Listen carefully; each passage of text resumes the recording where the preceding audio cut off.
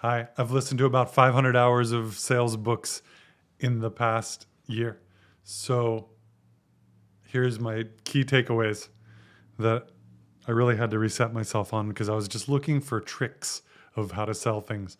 And I needed to find ways to really help performers to fix their sales thing because a lot of performers have trouble with it. So I studied a lot, and here are the big things.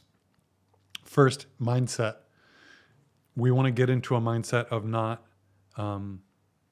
we sometimes feel like if we are good at sales, then we're greedy or we're pushy or we're selling something that isn't that good.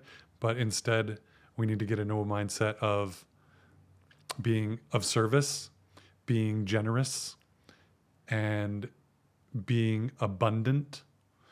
And that's going to help us to go into the sales, talk to a prospective client, and really share something great with them and just trust ourselves that we're not going to sell anything that's bad or that doesn't fit them. And coming in with that kind of strength and that kind of positivity is really good for everybody. It gives them a clear picture of what they're about to buy, and it gives us a feeling of relaxedness and enjoyment in this work. Then the second thing is guide. We want to be a guide instead of a salesperson. Instead of somebody who's trying to get somebody to buy something, we try to give them the very best advice that we can.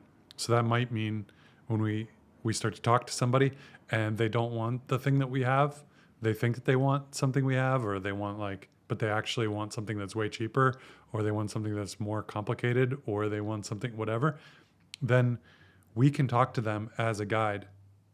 If they enter my realm and they are interested in a certain thing, like we really want a good juggler, then I could tell them from my perspective of not just being a juggler, but also knowing a lot of jugglers.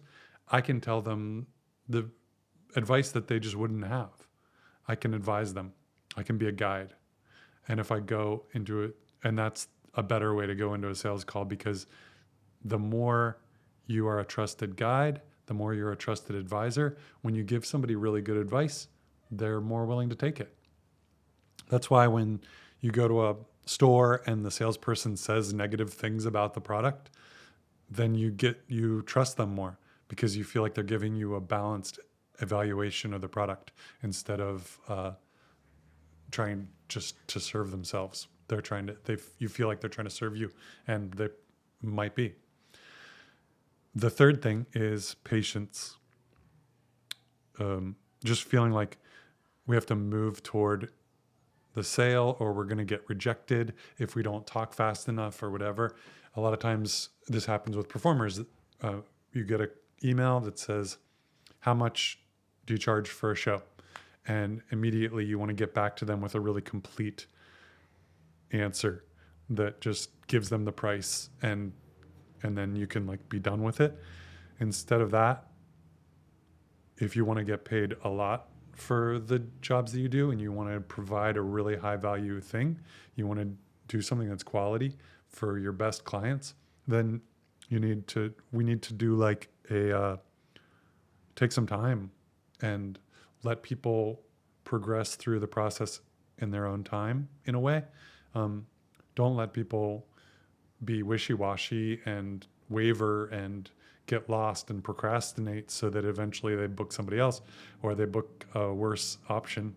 But we try to have patience, slow down, appreciate that we're just meeting somebody who might not trust us yet, and try to build that relationship and that conversation with them so we can really get an idea of what they want and we can serve what they want in a strong way. That patience is really critical.